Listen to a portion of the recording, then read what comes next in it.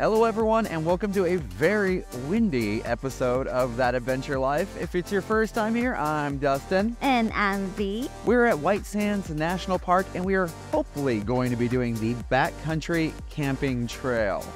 This trail is about 2 miles loop, I believe, and you are ascending about 200 feet, so you'll be climbing over dunes about 200 feet. It doesn't sound that much, but you'll be hiking in the sand. We're going to be facing somewhere around 20-mile-an-hour winds today, supposedly closer to 40-mile-an-hour winds, give you complete whiteout conditions, so hopefully we won't experience that. And the other funny thing is, I'm sure you've heard in many videos, we always harp on footwear choices, but with the very soft sand like we have experienced here so far, our footwear choices are, We're gonna go barefoot. We're gonna go barefoot. The sand here is actually very, very soft and very fine, and it's very nice and cool. Even though the temperature outside was like over 80s, and it's still very nice and cool. We learned that because it doesn't contain silica, so it doesn't hold heat. Yeah, isn't that crazy? So yeah, we're excited about hiking barefoot. And then apparently this trail is super cool because it's going to show you all the big dunes and stuff in the park, but then you don't have to do the big, longer hike, the 4.3 miles loop of Alkali.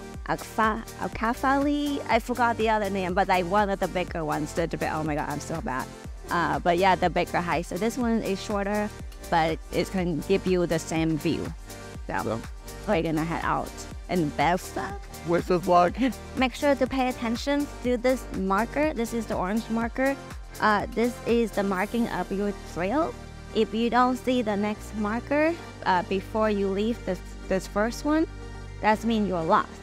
So turn back, because you should always be able to see the next marker before you leave the first one. So very, very important. Otherwise, it's very easy to get lost out here. Everything, especially in the wind conditions, if everything's white out, you won't be able to see where you're going, okay? Very important. It's amazing how fast the conditions can change out here. Look at how deeply this marker is buried in the sand. If you enjoy random factoids as much as I do, here's a great one for you. Even though the park is called White Sands National Park, the sand here is not actually white. The sand here is composed mainly of gypsum, which is a clear substance.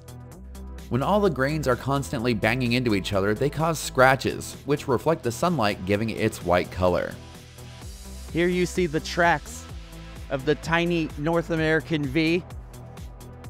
I think she passed through here about 2 minutes ago.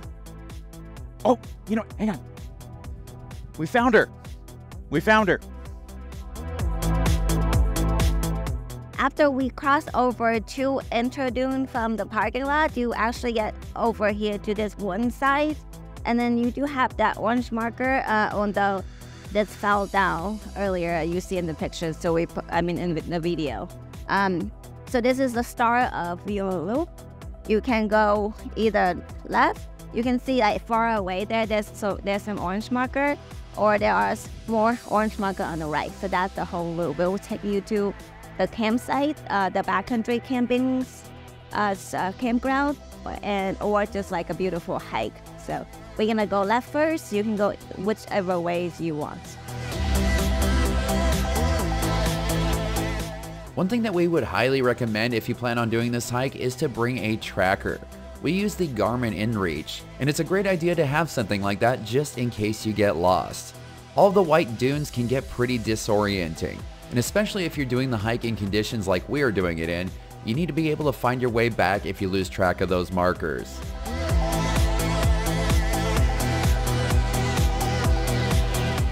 One of the downsides to attempting this hike in these conditions is that you might be able to see this sand blowing over the top of this dune.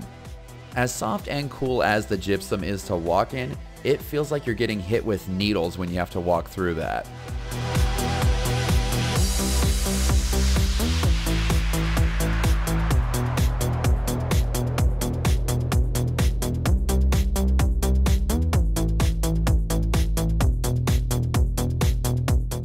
We are now about half a mile into the hike and we are arriving at campsite 10. This is one of the first campsites that you will come to along the hike. And I must say that as amazing as it would be to be camping out and be surrounded by the dunes, I don't think it would be a good idea in conditions like this. After passing campsite 10, you will be making a right. Unfortunately for us, this meant that we would be heading straight into some of the sandstorms.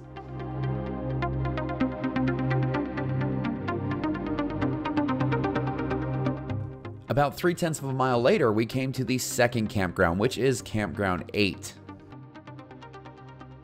This is a much wider open area, and it seems like it could handle larger groups of campers.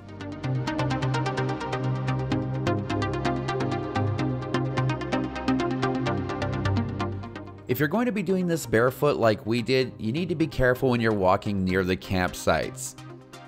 We ended up finding a tent stake that somebody left behind, and that probably would not have felt great to step on. And I think that it goes without saying, but if you're going to be camping or hiking here, please be sure to clean up after yourself.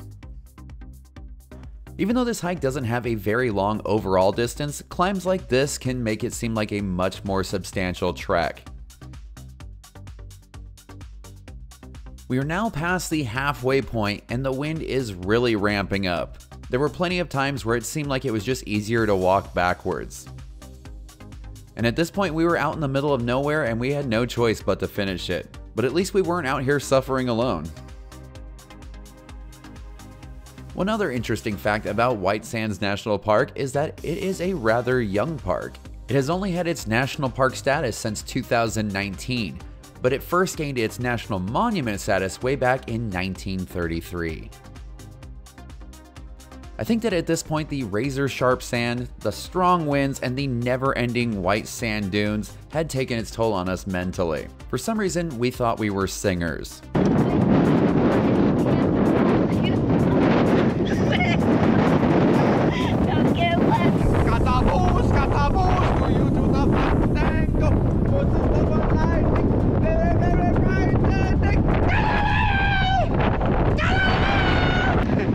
Losing our minds out here.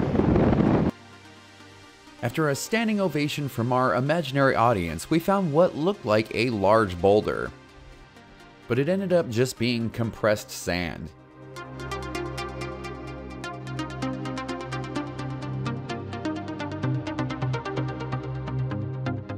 If heading off into the dunes by yourself does not seem like something that you want to try, you should definitely check out the Ranger Guided Sunset Stroll and Full Moon Hike. They have a list of their full moon hikes on their website, and the sunset strolls are typically on Fridays, Saturdays, and Sundays. We wanted to do the sunset stroll while we were there, but unfortunately it got canceled due to the wind. I will say that as miserable as things got during several points of this hike, I would definitely love to come back and do it again in better conditions. But as far as this attempt goes, I can't begin to tell you how happy we were when we saw the car. We made it. Wow.